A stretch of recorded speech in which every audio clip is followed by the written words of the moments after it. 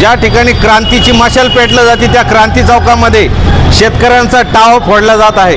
आमचे मित्र सुधाकर भाऊ शिंदे जिल्हाध्यक्ष प्रहार संघटना यांनी मला फोन केला, बच्चू भाऊ कडू यांचं आंदोलन आहे।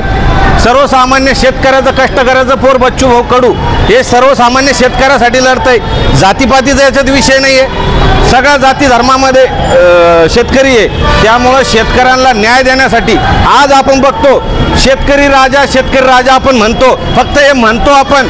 शेतकरी राजाच्या पोराला पोरी भेटत नाही, काहून तर शेतकऱ्याचं पोरग आहे। शेतकरी राजाचे पोरं शिकू शकत नाही, शेतात शेतमालाला भाव मिळत नाही। आज आपण जर बघितलं ऊसाला भाव भेटत नाही, ऊसापासून साखर बनती, दारू बनती। आज दारूचे सरकारने पैसे वाढवले, प्रत्येक क्वार्टर मागं 70 रुपये 100 रुपये क्वार्टर मागं वाढवले। 1 किलो जर मिठाई आपण घेतली तर त्यामध्ये पावशेरभर साखर असेल, 42 रुपये किलो साखर आहे, म्हणजे पावशेरचे झाले 11 रुपये। 11 रुपयाची मिठाई 400 रुपये किलोपासून 1000 रुपये किलोपर्यंत विकली जाते। दुधाला भाव नाही, दुधापासून पनीर वगैरे हे बनवलं जातं, त्याला भाव आहे, पण शेतकऱ्याला भाव नाही। शेतकऱ्यांना करायचं काय?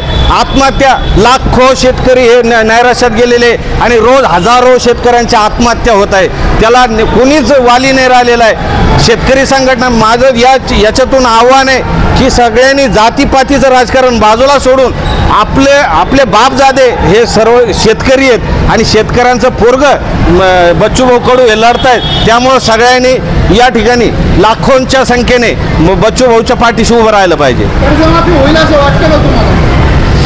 कर्जमाफी आंदोलन आता पुकारलं गेलेलं आहे, त्या अनुषंगाने हे सगळं आंदोलन महाराष्ट्रावर होत आहे, त्याबद्दल सरकार उदासीन आहे की काय वाटतं? शेतकऱ्याला कर्जमाफी ही स्वतः ज्यावेळेस इलेक्शन होतं विधानसभेचं, जे आज मुख्यमंत्री आहे देवेंद्र फडणवीस हे स्वतः त्या प्रचार सभेमध्ये म्हटले होते की ज्यावेळेस आमचं महायुतीचं सरकार येईल त्यावेळेस पहिल्या मीटिंगमध्ये शेतकऱ्याचा 7/12 कोरा कोरा कोरा हे त्यांचं आश्वासन आहे। खऱ्या अर्थानं त्यांनी शेतकऱ्यासोबत फसवणूक केलेली आहे। मतदान घेतलं, सत्तेत बसले आणि आता 7/12